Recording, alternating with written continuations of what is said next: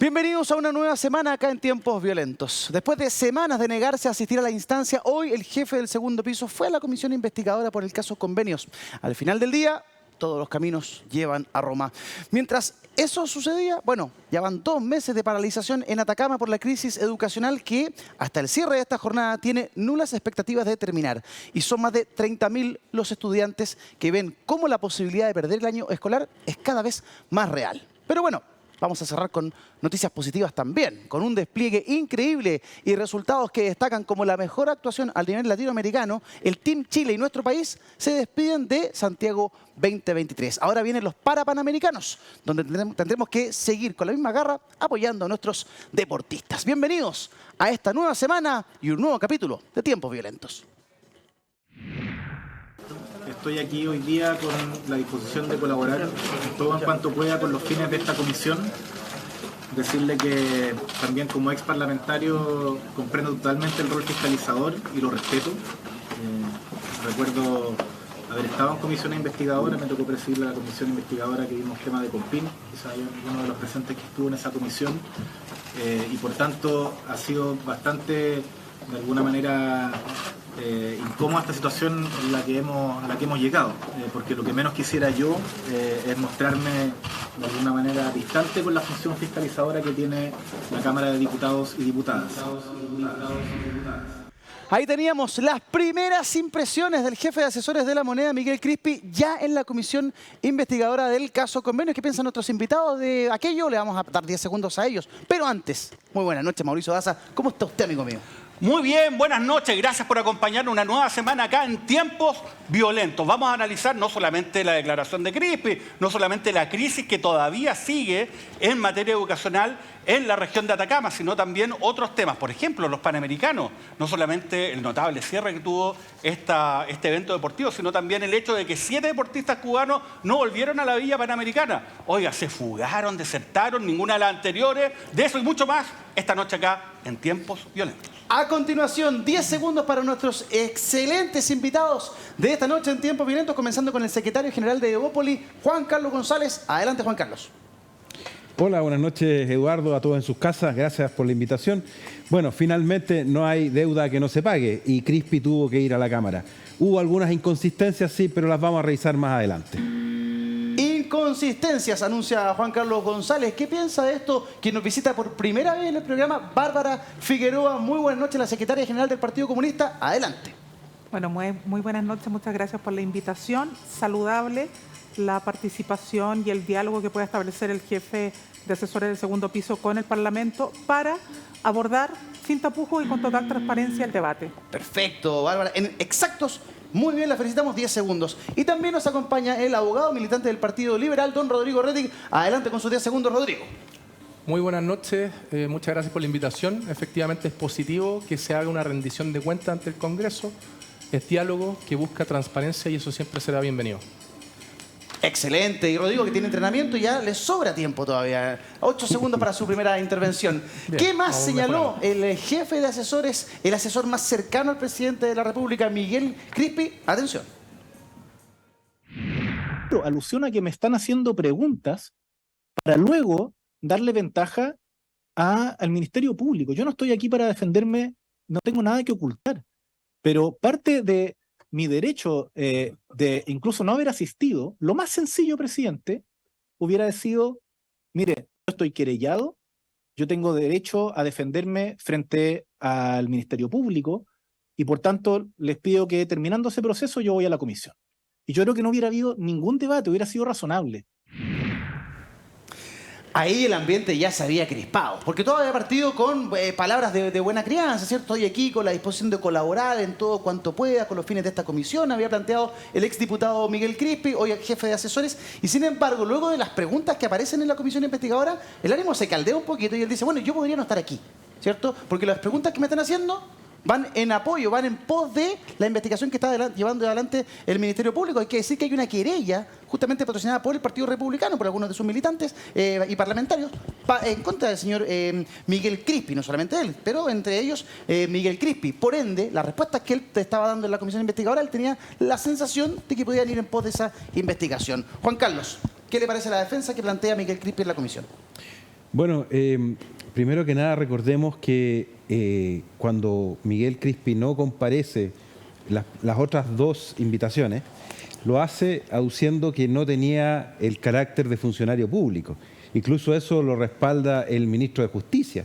Se hace una discusión sobre si él tenía o no este carácter para poder ir. No se alude a su condición de imputado para no ir, sino que no era funcionario público. Sin embargo, en su declaración, él reconoce que se enteró antes de este asunto, antes que saliera por el medio Timeline, y que dice: le llamé entonces a la subsecretaria de Vivienda y le dije que se hiciera cargo de esto y lo viera y me avisara si hay alguna irregularidad a la que tengamos que hacernos cargo. Entonces, ahí queda claro, finalmente, queda claro para todo el mundo que efectivamente este es un rol ejecutivo, un rol casi directivo, informal tal vez o no bien formalizado porque es un convenio honorario, pero de todas formas queda claro que hay un rol ahí de representación y de dirección que se ejerce, ¿no? En todo caso, creo que bueno que finalmente haya asistido y que los diputados hayan podido hacer sus preguntas. Él plantea que se entera, ¿cierto? Y digo,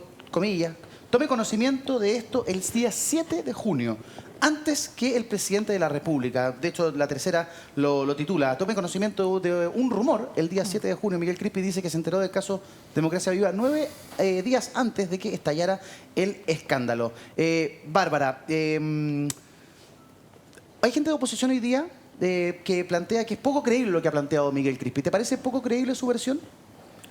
O sea, yo creo que es difícil poder juzgar si eso no es creíble, porque el debate no es ese. El debate sigue siendo y va a seguir siendo en estas materias, sobre todo para quienes cumplen roles desde el Ejecutivo o en el Parlamento o en la instancia que sea, ¿no?, de la mayor transparencia en la información. Y creo que en ese sentido, más allá de todas las consideraciones que se puedan tener y que puedan tener los parlamentarios, lo cierto es que el debate es cuánta información podemos poner a disposición o cuánta información es necesario que se ponga a disposición, que se entregue en todas las instancias, ¿no?, tanto en el ámbito de las querellas como también en las comisiones investigadoras, sin que eso estorpezca ninguna de las dos funciones y ninguno de los dos roles, por cierto, ¿no? Pero para que aquí no quepa un asomo de duda de que efectivamente se quiere actuar con el mayor rigor y con la mayor transparencia, tal cual como lo ha señalado el presidente. Y creo que en ese sentido, por eso decía, es saludable. Esto no es un juicio de si es bueno, si es más malo, es muy saludable que nunca se niegue el acceso a la información y que incluso si hay una información, tal cual como ha reconocido Miguel Crispi, que fue a nivel de rumores, se diga cómo fue. Porque no es lo mismo un rumor que un dato ya más oficial, una información mucho más rigurosa. Y creo que esos elementos, más que cuestionarlos, más bien ayudan a entender mejor, con todos los elementos sobre la mesa, cuál es el estado del arte, ¿no?, en esta materia. Bárbara, hay algo que me llama la atención y que plantea Miguel Crispi en la comisión. Él dice que cuando se entera de este rumor, ¿cierto?, toma contacto con la subsecretaria de la cartera, Tatiana Rojas, y con ella conversa, ¿cierto? A ella le traspasa la información, con ella hay un diálogo. Y ahí él traspasa la información de este rumor al que le llegó. ¿Por qué no habló directamente con el ministro Carlos Montes? ¿Por qué crees tú? Porque, ¿qué sería lo normal en política si una persona como Miguel Crispi se entera de una situación como esta? ¿Planteárselo a la subsecretaria, que es del mismo partido que él, de Revolución Democrática, o llevarlo directamente al ministro? ¿Qué es lo que se acostumbra? ¿Qué es lo que se estila? ¿Estuvo bien? ¿Estuvo mal? ¿Cómo lo ves tú? O sea, yo creo que lo primero es que es correcto que traspasase la información, más allá de que fuera un rumor, que tratase de corroborar el dato, los antecedentes con quienes correspondía. Creo que ahí no hay nada que uno pudiera objetar.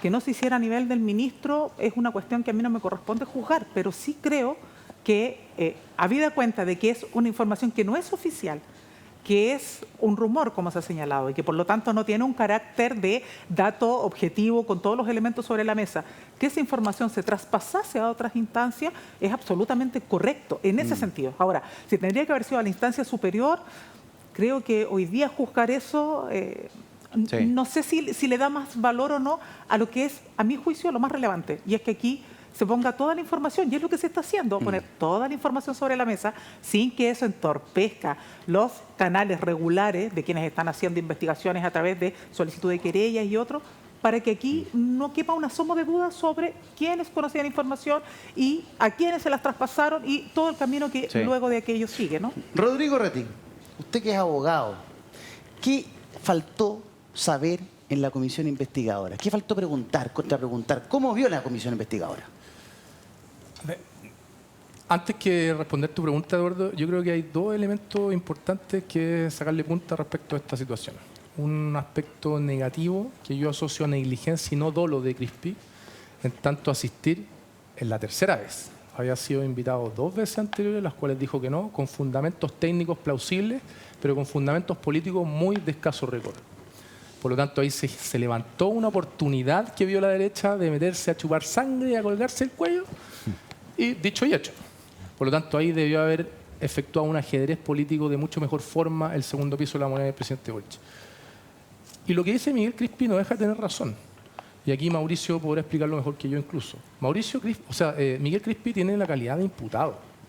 Y con la calidad de imputado, él perfectamente, utilizando la misma querella del Partido Republicano, podría haber dicho: yo soy imputado, yo tengo una garantía fundamental que es guardar silencio en virtud de la misma querella de Republicanos. Es decir, Republicanos me está haciendo a mí de que yo no pueda hablar. Claro.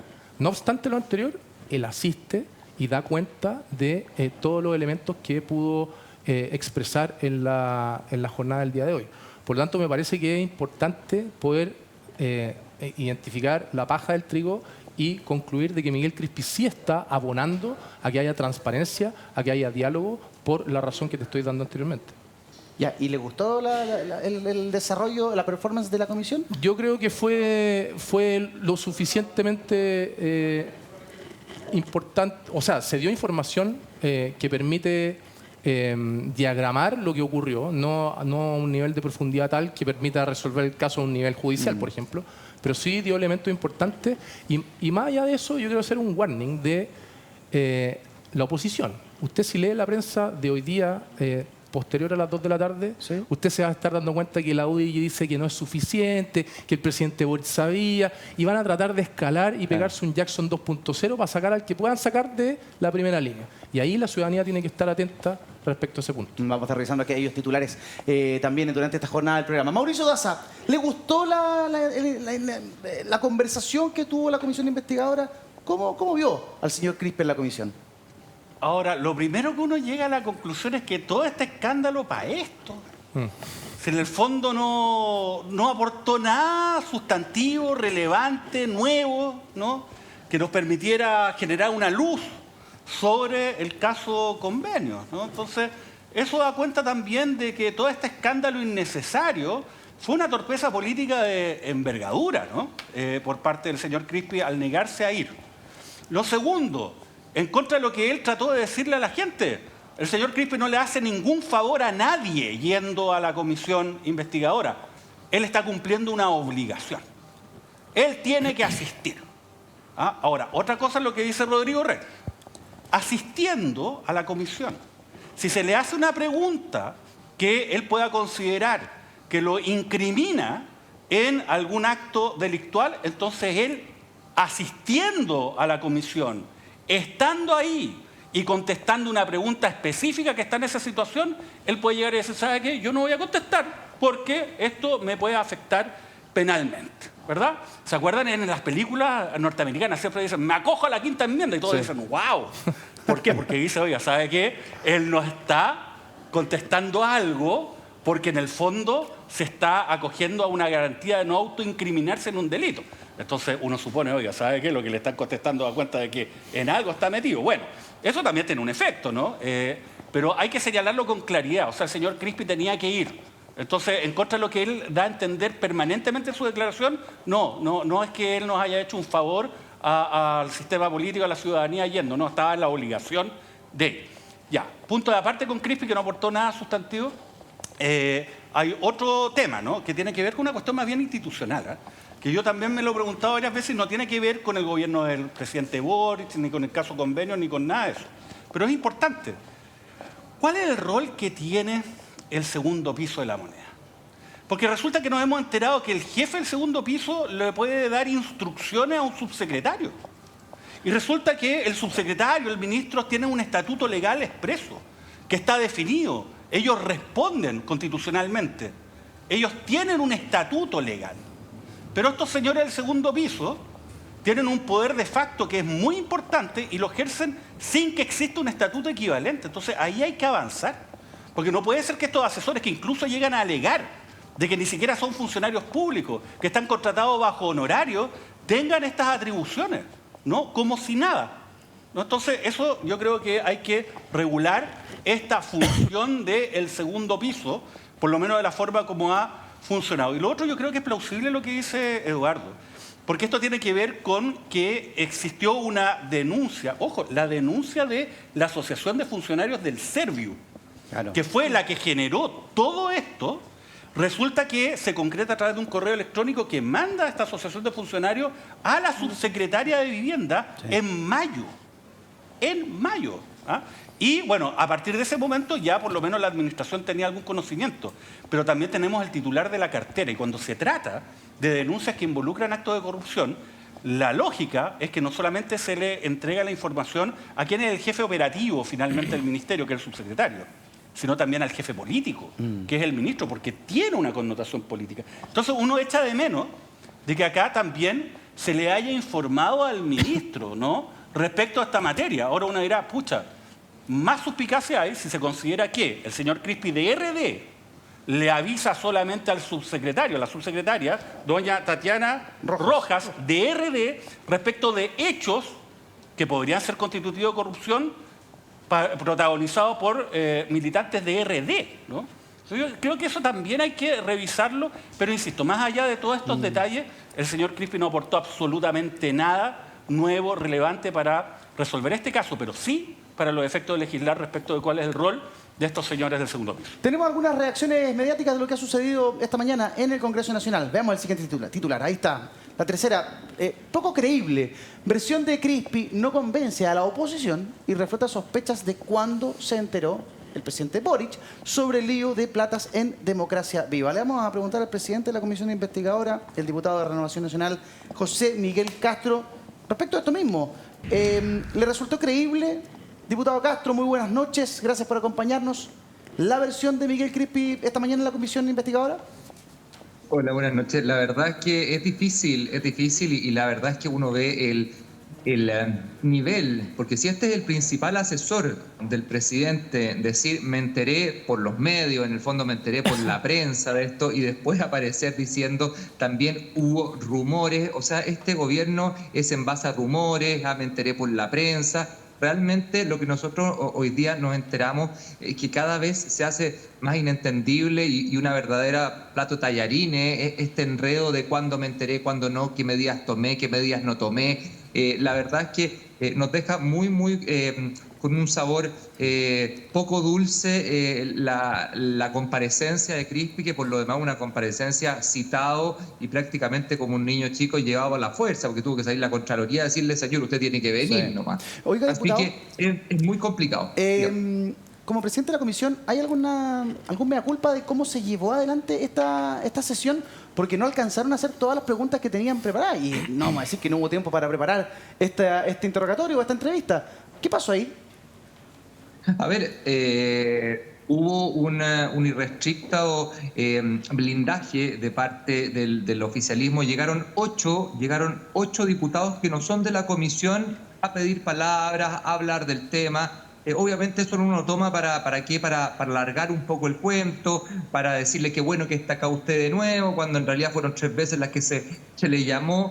Pero yo creo que sí deja algo y dejó algo muy complicado, que es lo que le decía yo. Cuando se habla de rumores y no se tuvieron en el fondo estos rumores, no se les dio el peso que se le debería haber dado. Cuando no se entregaron los informes o no se entregó esto inmediatamente, porque como cualquier funcionario público debe ponerlo a disposición del Ministerio Público si es que cree que hay algún delito o hay o algo complicado, esto no se hizo. Cuando se enredan las fechas, en el fondo, cuando se enredan las fechas, obviamente ahí se pudo haber mentido y eso el día de mañana se va a ver en fiscalía. Entonces, Paré por parte. Entonces, usted dice que hubo un blindaje del oficialismo en esta conversación con Miguel Crispi.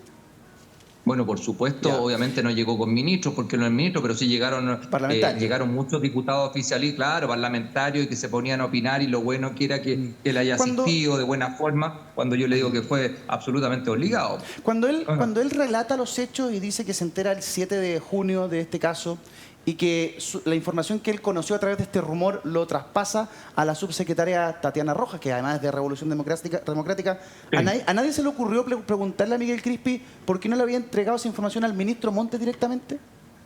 No, él dijo que esto es porque los Ceremis dependen directamente de los subsecretarios. Ahí también efectivamente yo soy de la tesis, en ese momento yo tengo una lista de 27 parlamentarios, por eso le digo que hay mucho blindaje, 27 haciendo preguntas. Obviamente ahí la contrapregunta que debería haber surgido, aunque no funciona así con contrapreguntas, es ¿y por qué no le informa efectivamente al ministro Montes? Claro. Bueno, la respuesta la dio implícita, en cierto sentido, decir que le informé solamente a la subsecretaria porque de ellos dependen los Ceremis. Hoy día nos damos cuenta que en realidad fue un craso error. Yo creo que aquí se le escondió durante mucho tiempo al ministro Montes. Y bueno, lo peor es que aquí no vamos a ver responsabilidades políticas porque no se asumen costos, no se asume absolutamente nada por parte del oficialismo. Sí. Diputado, estoy también con Mauricio Daza aquí en el estudio, quien tiene ganas de saludarlo y conversar con usted. Mauricio. Diputado, ¿cómo está? Hola, bien, gracias por acompañarnos esta Gracias noche a en usted. tiempos violentos. A ver, para entender un poco, sobre todo las personas que no saben muy bien cómo funcionan las comisiones investigadoras, acá lo que ocurrió es que después de, entiendo, al cabo de 3 horas aproximadamente se tuvo que poner término a esta sesión y quedó mucho por responder por falta de tiempo. Sí. ¿Cómo se fijó previamente esas 3 horas, ¿no? ¿Y por qué no se fijó ya sea una sesión en la tarde para continuar previamente a la citación o se pudo extender previamente, ¿no?, a que compareciera el señor Crispi a esta sesión ese tiempo, ¿no?, estimando el número de preguntas que se podían dar? Eso es lo primero. Y lo segundo, ¿por qué no se pudo extender la sesión por sobre el tiempo previamente fijado? Los horarios de las comisiones investigadoras están prefijadas por reglamento y yo tomé el mayor número de horas que podía durante el día lunes. Esto quería decir desde las 10:30 hasta la 1:30. Efectivamente se puede alargar y nosotros alargamos 10 minutos, pero cuando yo quise alargar más, la misma diputada Ñanco, que es cercana a Revolución Democrática, tengo entendido que entró por ese cupo, dijo yo no doy más la unanimidad para seguir alargando el tema. Entonces aquí, claro, efectivamente hay una disposición de querer cerrar el tema cuando hay, como bien lo decían ustedes, cuando la gracia hubiera sido tener un poco más de pimponeo en las preguntas, de contrapregunta, y no acotarse a las preguntas que cada uno tenía, sino que haber aprovechado un poco mejor eso. Aunque la verdad es que a mí, como le digo, yo creo que aunque hubiésemos tenido también más tiempo, las respuestas fueron muy vagas. O sea, si yo le digo a usted, ¿sabe qué fue un rumor? ¿Y quién? No, creo que fue un asesor mío. ¿Está acá? No, no está acá. Y hasta ahí nomás queda la respuesta. La verdad es que seguir indagando es mucho más difícil. Yo creo que quienes van a conseguir más información, sin duda, va a ser la Fiscalía. Y el día jueves, bueno, tenemos también la sesión, no olvidarse de eso, tenemos la sesión con el Contralor General de la República, que justamente va a hablar de los gores y del caso, por ejemplo, fachadas. Y ahí vamos a ver también y vamos a poder contrastar las distintas versiones que han tenido los distintos representantes del gobierno con respecto a lo que va a decir Contraloría. Sí, diputado, dos preguntas en una bien corta. Lo primero, ¿algún mea culpa, algo que usted considera que le faltó hacer y que pudo haberlo hecho mejor como presidente de la comisión en esta sesión?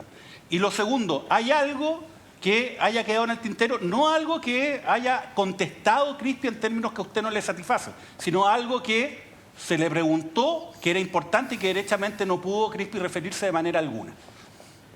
Una pregunta que a mí se me quedó en el tintero y por tiempo no la pude hacer es que si él le había comunicado esto a los demás ministros del comité político. Eso es importante, ver cómo reaccionan los ministros del comité político cuando esto lo saben. Otra pregunta que también se me quedó en el tintero, si él tuvo reuniones también con Catalina Pérez, con estos distintos Ceremi. Yo creo que fueron preguntas que no se alcanzaron a responder.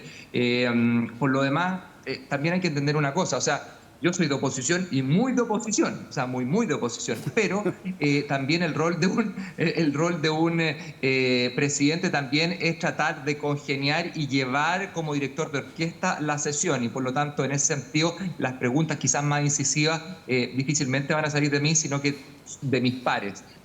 Si bien yo hice algunas preguntas con respecto al Consejo de Defensa del Estado, si se le había llamado o no, en cuanto al presidente de la República, etcétera, etcétera, creo yo que siempre la contestación no fueron de lo más claras. Y lo que, como le digo, y voy a recalcar esto, porque esto es muy grave, porque aquí en el fondo cuando uno ve que se confunden en las fechas, que hay una opacidad en las fechas, estamos hablando de gente que no está clara y por lo tanto pueden haber mentido. O sea, alguien aquí mintió en las fechas, o sea, aquí y que no se juntó con gente, qué sé yo, Revolución Democrática. A ver, yo soy pavo hasta las 12 del día, pero sabemos perfectamente que está metido dentro del nexo de poder, estamos hablando de las cúpulas de poder.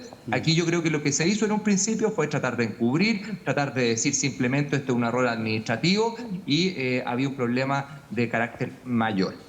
Diputado, ¿se declara satisfecho? ¿Valió la pena la espera o fue mucha expectativa para lo que finalmente lograron?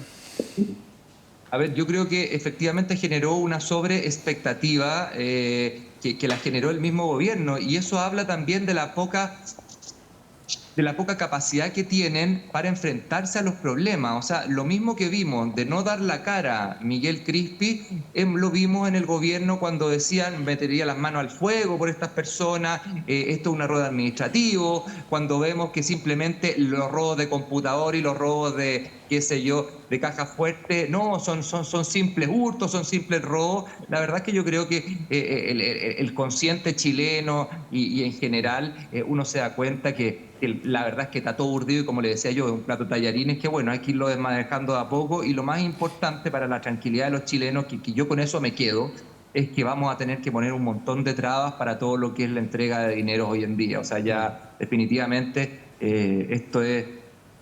son como gato de campo algunas personas. Se le preguntó a Miguel Crispi respecto de la posibilidad de dar un paso al costado. ¿Qué respondió? ¿Y usted qué piensa respecto de aquello? ¿Debe salir Miguel Crispi del segundo piso?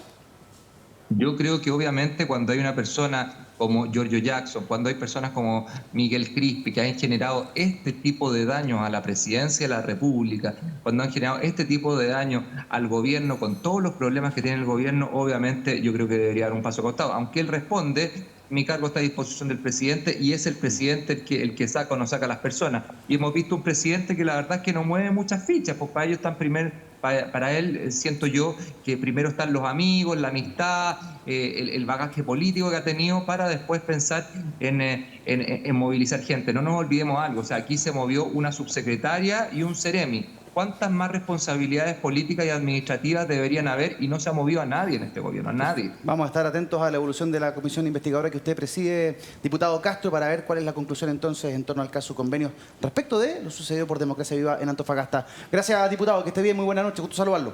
Gracias. Nos vemos.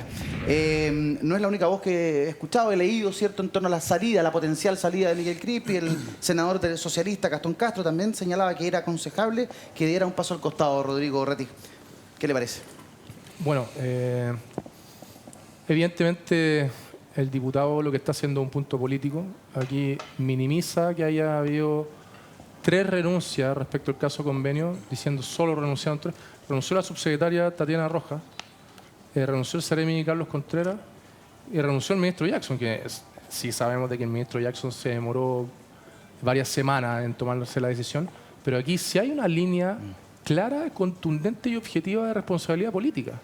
Entonces, lo que yo le pido a la ciudadanía, y conecto con lo que dije hace 10 minutos, es que identifique muy bien cómo la derecha utiliza políticamente todos estos casos para tratar de pegarle lo más fuerte posible al gobierno. Yo creo que Miguel Crispi no debe renunciar, sino hasta cuando el Ministerio Público eventualmente identifique información en virtud de la investigación y se formalice a Miguel Crispi. Si no se formaliza, se va a terminar la causa y va a quedar sin responsabilidad. Pero ya Jackson ya pagó el costo político, y las 2 personas que ya mencioné también respecto de la línea de responsabilidad política que siempre debe existir, pero que ya se ejecutó. Antes de ir con Juan Carlos, que ¿cierto?, es de Bópoli, Bárbara, ¿qué observa el Partido Comunista de todo esto? Ustedes que son disciplinados, ¿cierto? El Partido Comunista es una tradición de disciplina, ordenadito, están ahí siempre muy ordenados, ¿cierto? ¿Cómo observan esta situación? El que se blinde primero al asesor, hay una estrategia de la moneda de blindarlo, de que no vaya, luego tienen que terminar yendo, para que vaya a una declaración que la verdad ha sembrado algunas dudas, otros dicen no, aquí no hay ninguna duda de nada. Bueno, Es todo confuso, como que queda toda una nebulosa. ¿Cómo lo observan ustedes, los comunistas, que también son, por supuesto, oficialistas? Claro, nosotros somos parte del gobierno, por lo tanto, en ese sentido, no es que uno sea una voz como externa de estos debates. Yo creo que lo primero es que siempre es deseable, lo ha dicho en todos los tonos el presidente de nuestro partido, Lautaro Carmona, siempre es deseable estar disponible al diálogo con todos los poderes del Estado y poder estar llano a responder todas las preguntas que desde los distintos espacios se quieran hacer, independientemente de la motivación que tengan detrás de ello. Ya sea, como algunos quieren hacer, un punto político de esto y tratar de empantanar a todos, como si todos fuéramos lo mismo, y aquí todos son corruptos y entonces el Estado no sirve, y entonces todo esto es una porquería y la institucionalidad política a la basura, o legítimamente frente a la duda, ¿no? Mira, queremos tener más información. Siempre lo deseable es estar disponible a ese debate, más aún cuando uno tiene la responsabilidad de estar en el Ejecutivo. ¿Fue mala la estrategia ya sea por parte de militantes de partidos oficialistas o ya sea que esté siendo parte del gobierno, Claro. de la institucionalidad. ¿Fue un error no querer ir a la comisión en un comienzo? Yo creo que esto no es un problema de que si es error o no, porque bueno, después de la guerra todos pueden ser generales, pero por eso creo que lo importante es que hoy día estaba sentado Miguel Crispi ahí sin ningún problema y tiene que ser así. Y todos los que somos parte de este gobierno tenemos que tener esa disposición, Sí. ¿no? A tener ese diálogo. Ahora, sí me parece que en este debate, más allá de las renuncias y las responsabilidades políticas que se puedan ejercer a través de renuncias o salidas de cargo, lo importante y lo que para cualquiera de nosotros es deseable, y ojalá ese sea el espíritu de todos, es que aquí se tenga plena verdad, tranquilidad y conciencia de qué es lo que pasó, porque Sí. no es posible ni es sano para la política que todos Sí. se les pretenda meter en el mismo saco, porque no son todos iguales. Entonces, en este caso se ha actuado con... Uno podría decir, mire, ha habido errores, aquí las cosas como que se comentan como que sí, esto es un rumor, pero que en realidad no queda muy claro, pero nadie podría decir que aquí se está tratando de ocultar la situación. Desde el minuto 1 en que estuvo esto ya puesto sobre la mesa y cuando se tomó dimensión de la situación, efectivamente se ha actuado con rigor. Y creo que eso uno también tiene que darle mucho valor, no para empatar, no para tratar de decir, oye, mira, frente a los errores ponemos esto otro como si fuera bueno, sino que porque ese es un estándar que nos tenemos que obligar más allá de lo que la norma implique, Claro, ¿no? claro. Yo no sé, Juan Carlos, si la gente tendrá la percepción de que aquí se están haciendo todos los esfuerzos por aclarar la situación. Y no lo digo con alguna animadversión particular, sino que el solo hecho de que se hayan negado a ir en un comienzo, Miguel Crispi, la ciudadanía, tiene el legítimo derecho a decir, ¿y por qué no? ¿Por qué no? O sea, es una señal de transparencia ir en el primer momento en que lo llaman. Y eso no ocurrió. Termina yendo ahora y claro, aunque haya ido, termina siendo criticado igual por quienes lo citan. Entonces, como que ayuda poco. ¿Cómo lo ves tú? Mira, creo que el que haya ido Crispi es un detalle. ¿Ya? Es un detalle. Porque el tamaño de esta situación es muy grande. No olvidemos que esto se inicia con que le sacan una delegación de atribuciones al ministro de Vivienda para que los Ceremi puedan traspasar, con una modificación en la ley de presupuesto para poder hacer estos traspasos sin que haya ni concurso, ni antecedentes previos, ni boletas de garantía. Hecho que votó el Congreso con todos los parlamentos, todos los colores. Así es, pero el que propone eso y el único que puede cambiar eso es el Ejecutivo, ¿ya? Es una ley de iniciativa exclusiva del presidente. En tercer lugar, el Consejo de Auditoría se dio una instrucción de no informar los montos, de poner un no aplica, una crucecita, que dependía de las Express cuando era ministro Jackson y que finalmente por eso termina saliendo. Hay 13 regiones involucradas, ha salido un Ceremi, ¿ya? Un Ceremi, y nadie sabe nada de los fiscales, de los auditores, de los DAF, de los distintos Ceremis, ministerios.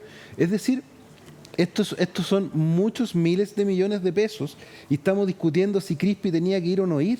La verdad es que a mí me parece secundario. No nos olvidemos. O sea, y aquí se dice, no, hay un ánimo de transparencia. Y ahora la ley de presupuesto sí que lo vamos a arreglar, no lo vamos a poner de nuevo lo mismo. No, y ahora sí el Consejo de Auditoría. No, ese todavía no lo vamos a nombrar. Lo vamos a dejar así tal como está. ¿Ya? Entonces hay un blanqueamiento del asunto que es gravísimo.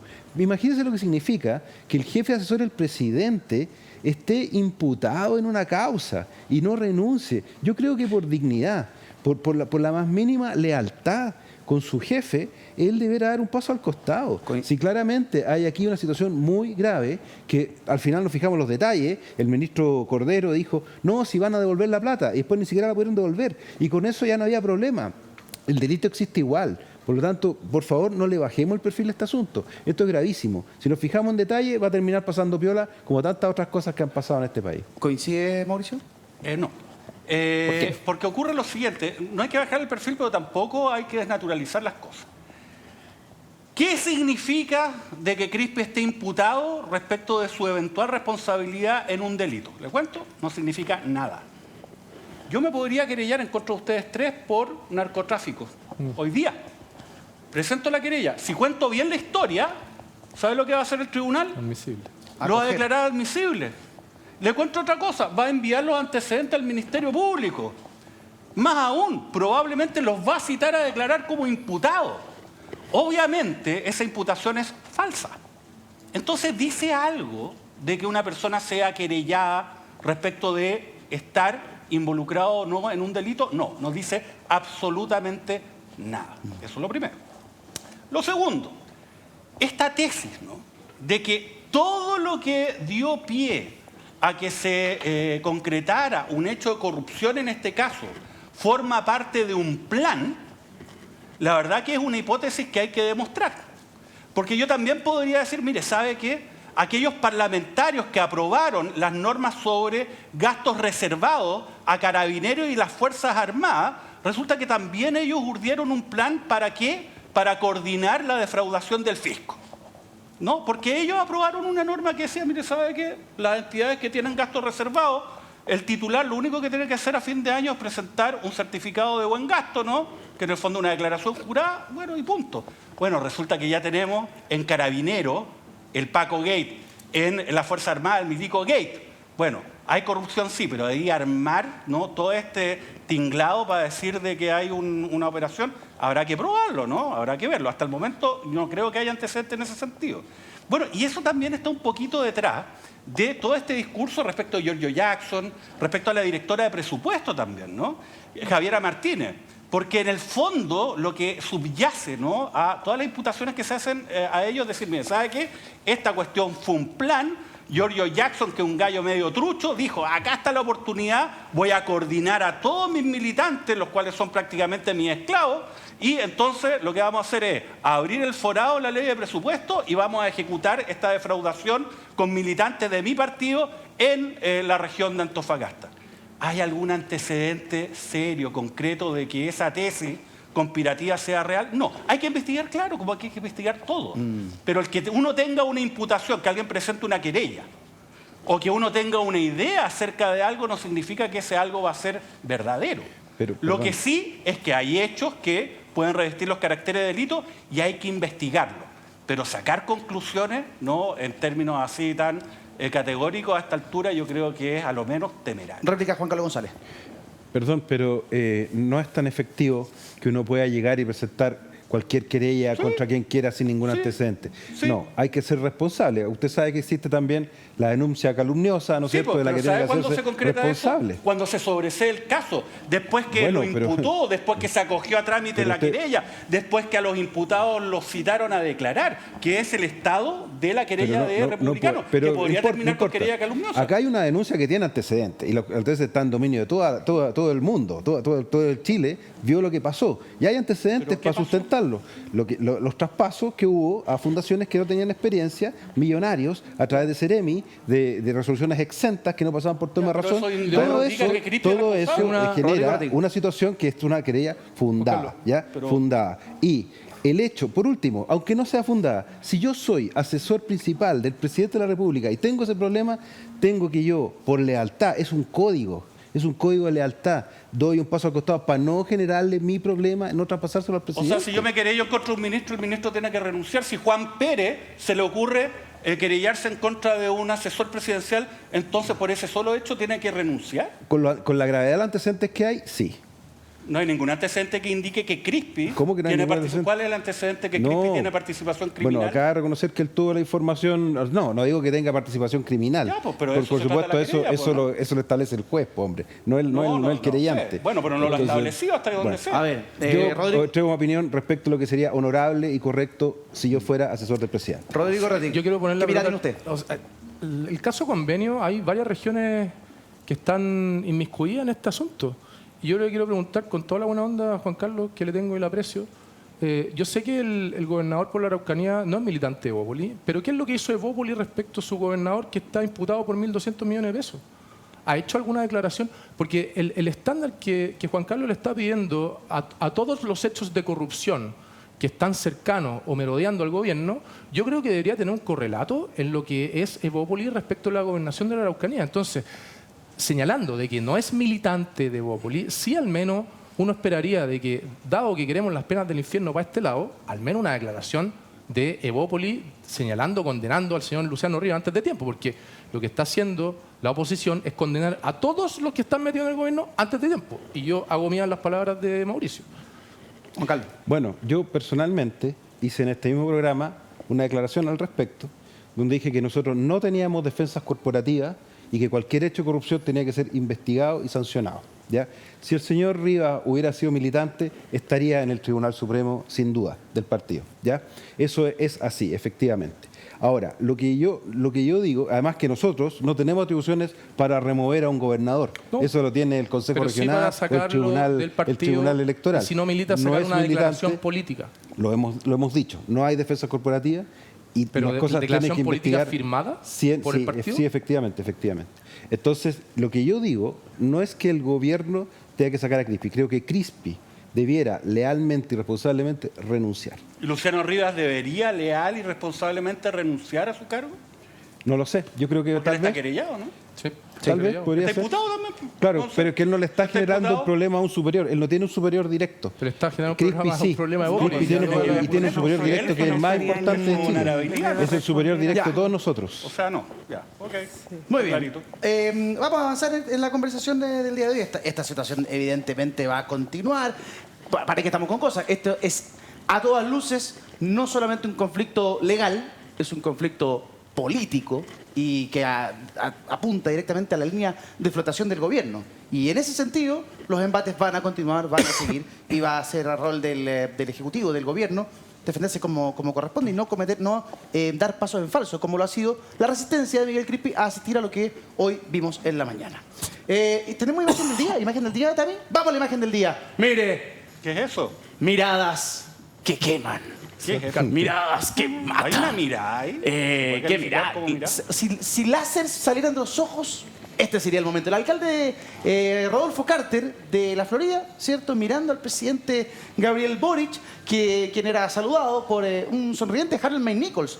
Esto ocurrió el día de ayer en el Estadio Municipal de la Florida, ¿no? En la ceremonia, previo a la ceremonia de clausura de los mágicos, de los maravillosos Juegos Panamericanos que hemos vivido y que ya pronto viviremos los Panamericanos. En una pequeña impresión, ¿cómo han visto los Panamericanos y qué le parece la imagen que hemos propuesto como imagen del día? Juan Carlos, comienzo contigo. Maravillosos los Juegos Panamericanos. Creo que además nos hacen pensar sobre nosotros mismos y más nos deben hacer pensar los Panamericanos. Yo siento que en la escala evolutiva del ser humano, en la cúspide están los deportistas paraolímpicos o panamericanos, porque es una gente que vence la mayor dificultad de todas para cumplir objetivos que ni siquiera una persona con todas sus capacidades disponibles normalmente los va a poder cumplir. Yo creo que realmente esto nos hace pensar sobre disciplina, trabajo en equipo, valores, todo eso. Yo creo que ha sido una bonita fiesta. Me alegro mucho que el país haya tenido este regalo y felicito ciertamente a todos los atletas que obtuvieron medallas. Si Lo le hicieron tuvieras que poner excelente. un titular a la imagen del día, a la foto que veíamos ahí del alcalde Carter con el presidente, ¿cómo le pondrías a esa foto?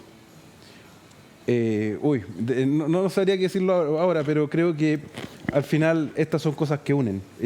Privilegiemos lo que une. Perfecto. Bárbara Figueroa, ¿qué le pareció la imagen del día? ¿Cómo le pondría a esa imagen? ¿Qué título tendría? ¿Y qué le pareció lo que hemos vivido todas estas semanas con el deporte como protagonista?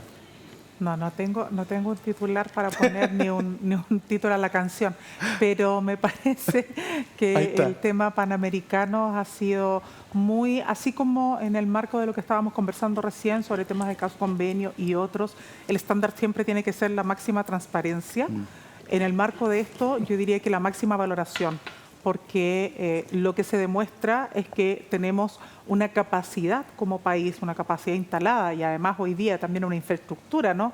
de la que vamos a gozar, de la que va a gozar nuestro país, que da cuenta de que estamos al más alto nivel y creo que eso es importante valorarlo. No es pegarnos en la espalda y decirnos, oye, mira que somos buenos, es de alguna manera también salir un poco a veces de esta sensación permanente de que estamos en el peor de los mundos posibles, de que estamos en el peor de los países, cuando en realidad este tipo de situaciones demuestran que tenemos una capacidad institucional que es muy valiosa y que tenemos que poner en valor, porque si no la ponemos en valor nosotros, finalmente, o sea, pueden venir muchos desde afuera a decirte muchas cosas, incluso, mire, piensen en grande, pero lo primero es que seamos capaces todos de darle el tremendo valor que tiene este desafío país, porque fue un desafío país. Yo creo que lo más significativo es la amplia participación. Creo que ahí uno no puede hacer menos que reconocer a todos los deportistas, pero también, y por sobre todas las cosas, a la cantidad de gente que asistió a cada uno de los torneos. Sí, yo también creo que hay mucha gente que también fue un pequeño despertar, ¿cierto? Que utilizó el transporte público, que se movilizó en metro y que vio que Chile es un país donde las cosas sí funcionan, donde hay seguridad, donde tú te puedes desplazar con tranquilidad y no esa imagen preconcebida que a muchos les quedó impresa tras el estallido social o tras incluso todo lo que vimos posteriormente. Además, el gobierno ha capitalizado muy bien este tiempo, ha subido el presidente en su aprobación y ya está en un 37%. Póngale, ya, muy bien, Rati, póngale el título a la foto. Esa foto tiene un nombre, pero de aquí a la quebrada la Gil. A ver. Envidia.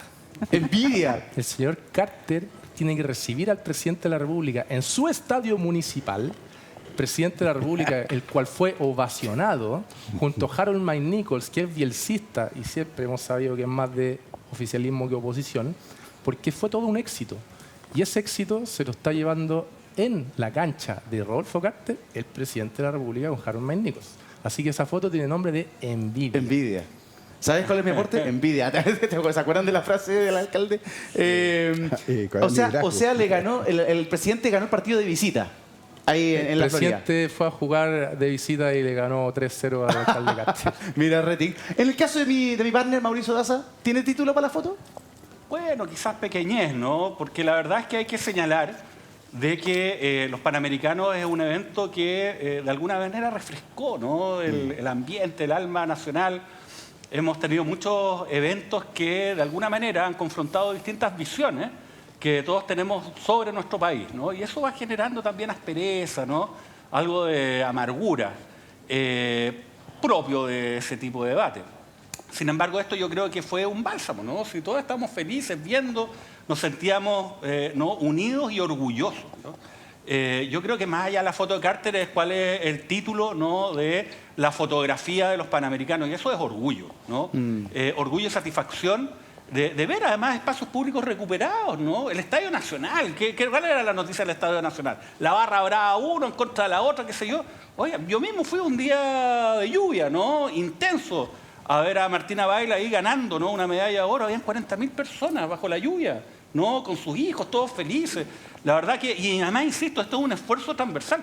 La sede se obtuvo en el gobierno de Michelle Bachelet. No, muchos de los preparativos se hicieron durante el gobierno de Sebastián Piñera y finalmente los preparativos finales y la ejecución, ¿no? El desarrollo de este evento deportivo ocurre en el gobierno del presidente Boric. Entonces, la verdad que yo siento que es algo que, más allá de sacar el cálculo pequeño, tenemos que básicamente valorar, ¿no? Como algo que nos une y también sentirnos un poco orgullosos nosotros. ¿Ah? Creo que nos ninguneamos mucho.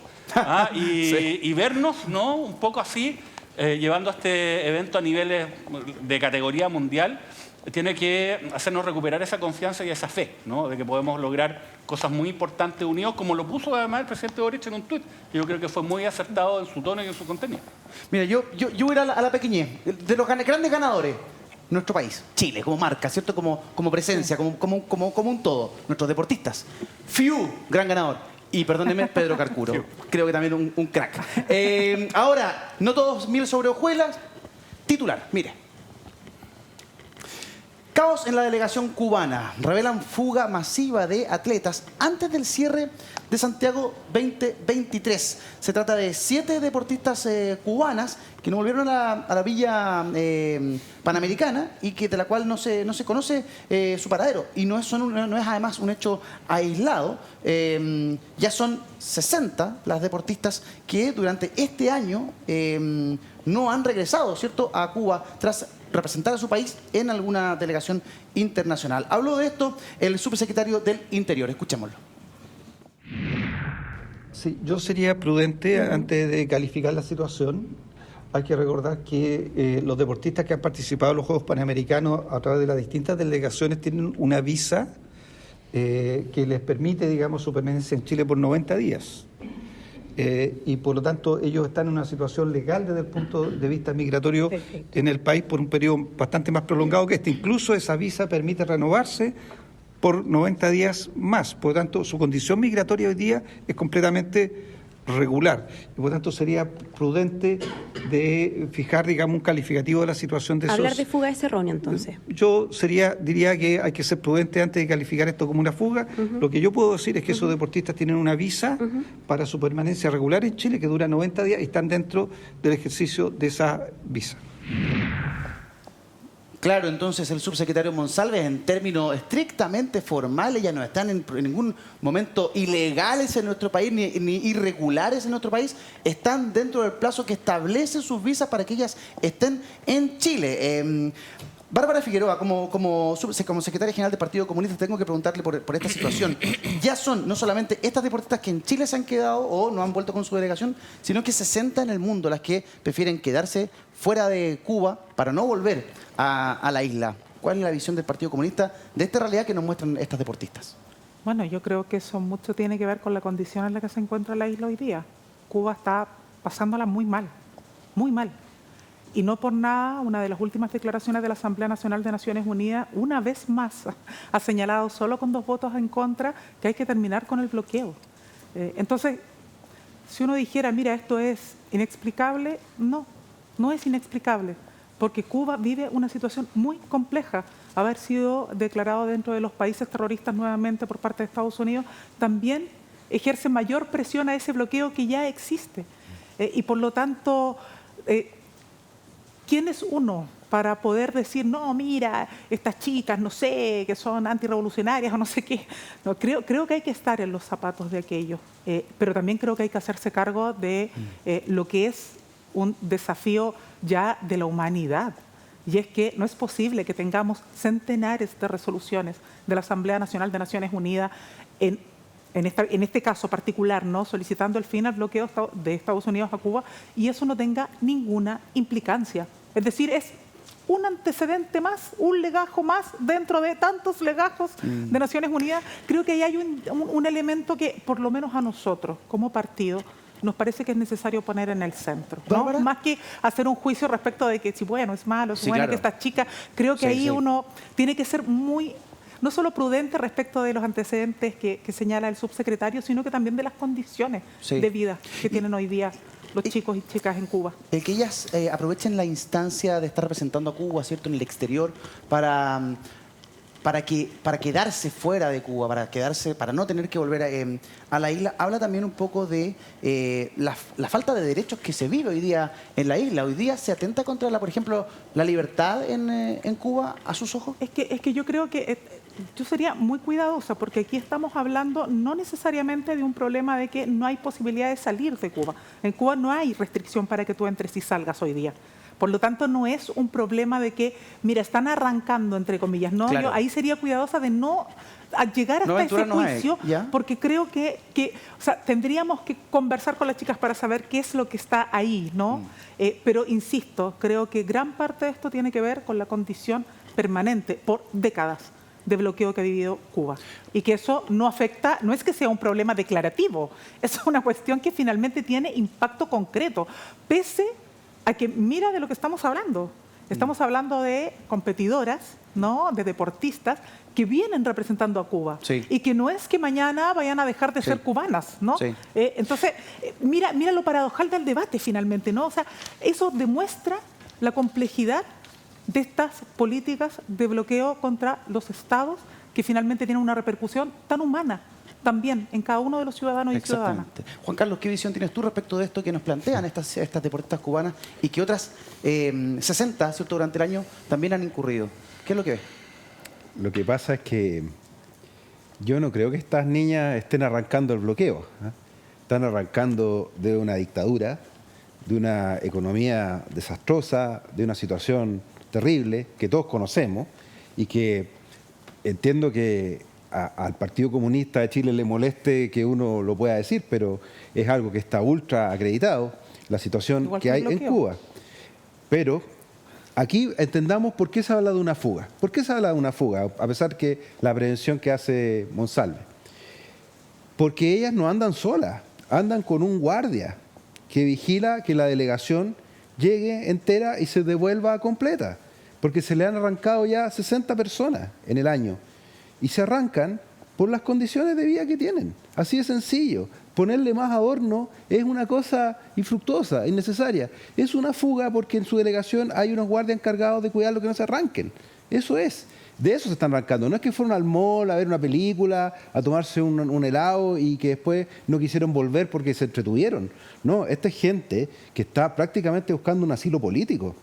Yo creo que aquí lo que está por verse, esto suena como casi anecdótico, simpático, pero es una situación bien compleja. Del punto de vista humanitario es muy compleja, pero desde el punto de vista político, legal también es súper complejo. Porque ¿cuál es el estatus de estas niñas ahora en Chile? ¿No? Están con una visa por 90 días, Sí. pero claramente ya no tienen pasaje de vuelta. ¿Ya? Y si lo quieren, no creo que quieran un pasaje de vuelta a Cuba.